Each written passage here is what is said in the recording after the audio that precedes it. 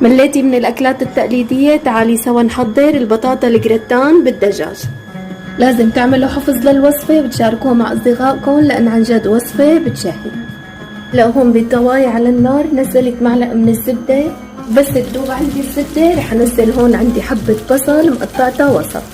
هلا بدي احرك حتى تدبل عندي البصل، بدي تبلها تتبيل ما بدي اياها تستوي. طبعا الدجاج قطعته لمكعبات صغيرة ومتبلته ببودرة الثوم وبهار الماجي وفلفل. طبعا رح احط لكم التوابل بالكبشة. هلا بدي احضر للبشاميل. هون عندي حاطه اصبع زبده انا دوبته، رح اضيف عليهم معلقتين طحين. طبعا هلا هيك عم حمصهم. وطريقه طبخ البشاميل للبطاطا الجريتان بتختلف عن طريقه المعكرونه بشاميل، لازم يكون البشاميل رخو. هلا هون ضفت معلقتين طحين وحمصناهم مع الزبده، ورح اضيف 3 اكواب حليب.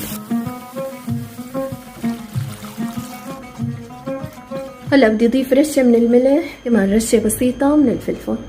طبعا هون انا مجهزه البطاطا المقليه، جهزتها تجهيز مسبق حتى سهل عندي الشغل. هلا بدي صف البطاطا هيك بقطع الصينيه.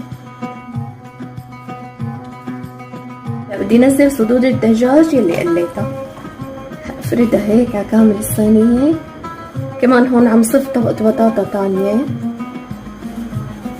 بس بلش يتقل ويكسف عندي القوام. هلا بدي اضيف تقريبا شي نص كوب من كريمة الطبخ. بستخدم كريمة الطبخ من نيوبارك، عن جد بيجي قوامها ممتاز.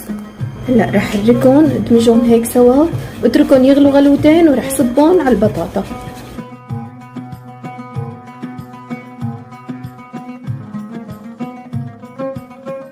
هلا رح انزل عليها بالاجبان.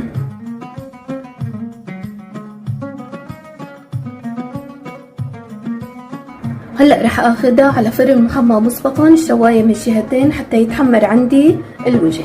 وشوفوا لي ما شاء الله هيك صارت جاهزه، الشكل لحاله بيحكي.